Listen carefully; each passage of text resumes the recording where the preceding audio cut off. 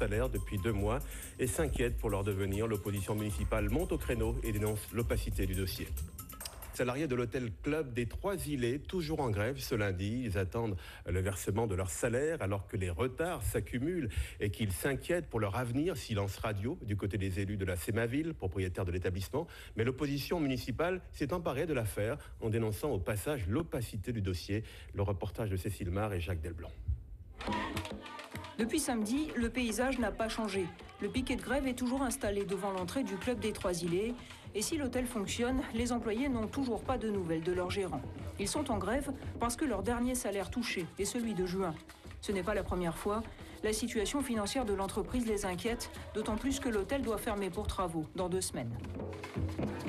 On n'est pas sûr d'être payé, donc il y a une angoisse au quotidien, mais vous savez, je me projette aussi dans l'avenir parce qu'on parle de fermeture, on n'a toujours pas de réunion, on n'a rien. Quel est le réel avenir de l'établissement, mais aussi de ceux qui y travaillent, vous voyez.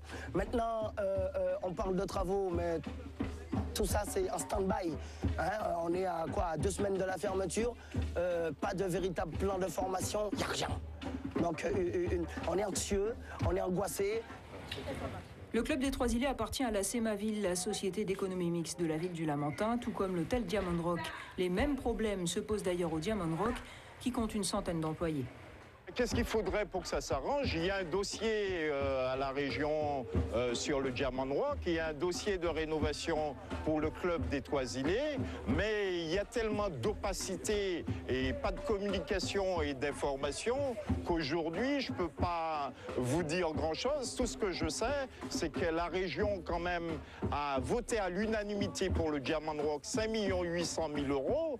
Mais aujourd'hui, pour prendre ces 5 800 000 €, il faut montrer patte blanche et payer les dettes fiscales et parafiscales. Et si le maire de la ville du Lamentin se tait pour le moment, ce n'est pas le cas de l'opposition. Daniel Marie-Sainte, élu patriote de la ville, dénonce depuis mars dernier ce qu'il appelle lui aussi une opacité.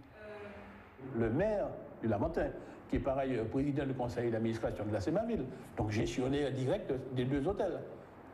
Pour qu'il y ait un débat au conseil municipal, pour qu'on connaisse exactement la vérité sur l'état des finances de la Sémaville.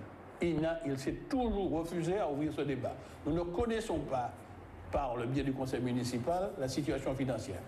Les seules informations que j'ai, c'est ce que les travailleurs disent, puisque à plusieurs reprises, ils ont protesté parce que leur salaire n'était pas payé. C'est encore le cas. Il y a 10 ans, la volonté de racheter les hôtels par la ville du Lamentin avait provoqué un clash entre le maire Pierre Samo et la majorité régionale MIM d'alors, Alfred Marie-Jeanne prédisant des difficultés financières. La Sémaville accumulerait aujourd'hui 17 millions d'euros de dettes. Retour maintenant sur cette polémique autour du financement de radios associatives. L'UMP et le MIM voient rouge face à ce qui s'apparente selon eux à un gaspillage de fonds publics, à une propagande pure et simple de l'exécutif régional. Édouard Estripo, André Kionkion et Guillaume Fraissinet.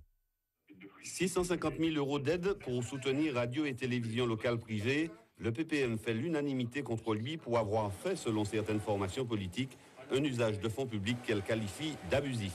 Le MIM, le premier, dénonce une forme de favoritisme.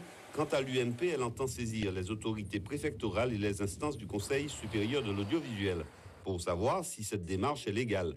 Le MIM et l'UMP font cause commune. Ils exigent que cette décision du Conseil régional prise en commission permanente soit débattue dans le cadre d'une plénière en toute transparence.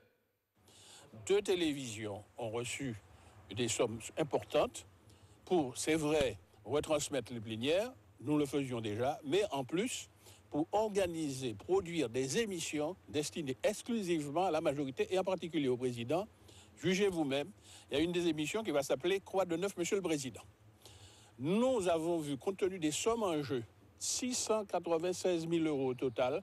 Donc, notre devoir, c'est de porter cette information à la connaissance du public. Suspicieux, le MIM et l'UMP voient là une manière pour le PPM de mener à travers ses médias une propagande préélectorale.